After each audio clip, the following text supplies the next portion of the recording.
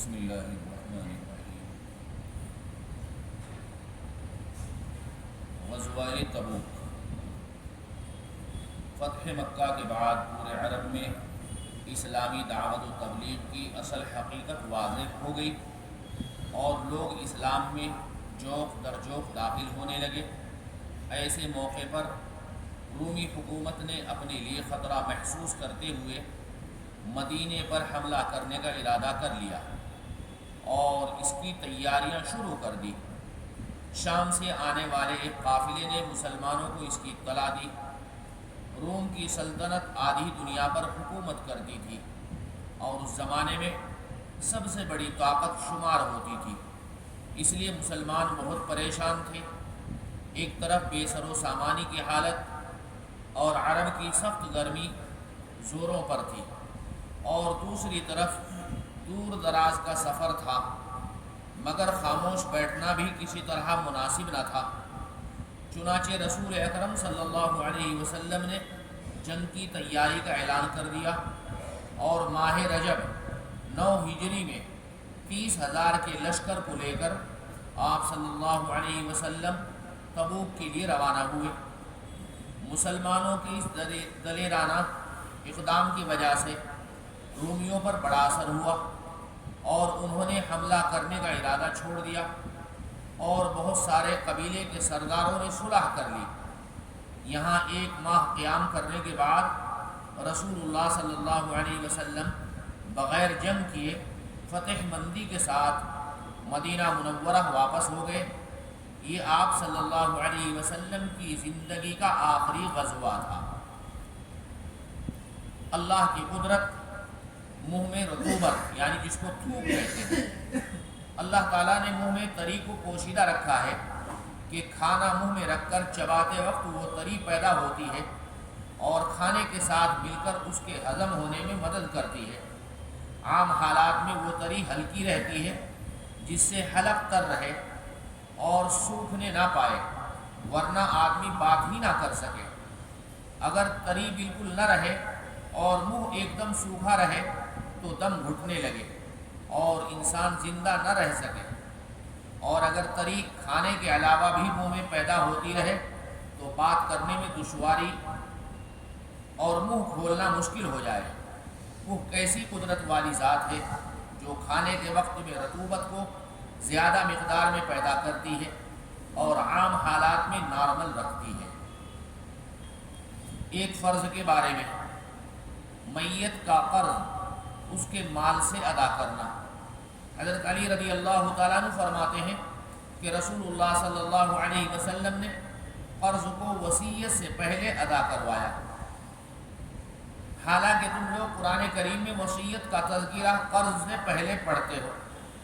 اگر کسی شخص نے قرض لیا اور اسے ادا کرنے سے پہلے انتقال کر گیا تو کفن دفن کے بعد مال وراثت میں سے سب سے پہلے قرض ادا کرنا ضروری ہے، چاہے سارا مال اس کی ادائیگی میں ختم ہو جائے، یعنی مرنے والے کے ذمے سے قرض ادا کرنا۔ ایک سنت کے بارے میں، استغفار کی کثرت کرنا۔ حضرت ابو ہریرہ رضی اللہ تعالیٰ عنہ فرماتے ہیں کہ میں نے رسول اللہ صلی اللہ علیہ وسلم کو فرماتے ہوئے سنا کہ خدا کی قسم میں دن میں 70 سے زیادہ مرتبہ اللہ تعالیٰ سے توبہ اور استغفار کرتا ہوں۔ ایک اہم عمل کی فضیلت، اپنے اخلاق درست کرنا۔ رسول اللہ صلی اللہ علیہ وسلم نے فرمایا، کامیاب ہو گیا وہ آدمی جس نے اپنے دل کو ایمان کے لیے فارغ کر دیا اور اسے صحیح سالم رکھا، اور اپنی زبان کو سچا بنایا، اپنے نفس کو نفس مطمئنہ اور اخلاق کو درست بنایا، اور کانوں کو حق بات سننے اور آنکھوں کو اچھی چیزوں کو دیکھنے کا عادی بنایا۔ ایک گناہ کے بارے میں، کسی کے سطر کو دیکھنا، کسی کے جسم کو یعنی بدن کو دیکھنا۔ رسول اللہ صلی اللہ علیہ وسلم نے فرمایا، اللہ تعالیٰ لعنت کرتے ہیں اس شخص پر جو جان بوجھ کر کسی کے سطر کو دیکھتا ہے، اور اس پر بھی لعنت ہے جو بلا عذر سطر دکھلاتا ہو۔ دنیا کے بارے میں، مال جمع کرنے کا نقصان۔ رسول اللہ صلی اللہ علیہ وسلم نے فرمایا تم مال و دولت جمع نہ کرو، کیونکہ اس کی وجہ سے تم دنیا کی طرف مائل ہو جاؤ گے۔ آخرت کے بارے میں پرہیزگاروں کی نعمت، قرآن کریم میں اللہ تعالیٰ فرماتے ہیں قیامت کے دن پرہیزگار لوگ جنت کے سایوں میں اور چشموں میں اور پسندیدہ میووں میں ہوں گے۔ ان سے کہا جائے گا اپنے نیک اعمال کے بدلے میں خوب مزے سے کھاؤ پیو، ہم نیک لوگوں کو ایسا ہی بدلہ دیا کرتے ہیں۔ اس دن جھٹلانے والوں کے لیے بڑی خرابی ہوگی۔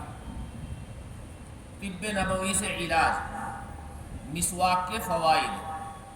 رسول اللہ صلی اللہ علیہ وسلم نے فرمایا مسواک منہ کی صفائی اور اللہ کی رضامندی کا ذریعہ ہے۔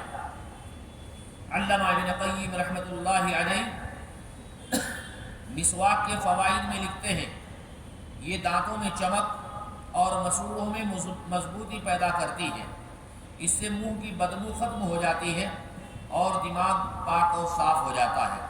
یہ بلغم کو کاٹتی ہے، نگاہ کو تیز کرتی ہے اور آواز کو صاف کرتی ہے۔ مسواک کرنے کے اتنے فائدے ہیں۔ اللہ ہم سب کو مسواک پابندی کے ساتھ کرنے کی توفیق عطا فرمائے۔ سبحان اللہ وبحمدہ، سبحانک اللہم وبحمدک، ونشہد ان لا الہ الا انت، نستغفرک ونتوب الیک۔ سبحان ربک رب العزۃ عما یصفون، وسلام علی المرسلین والحمد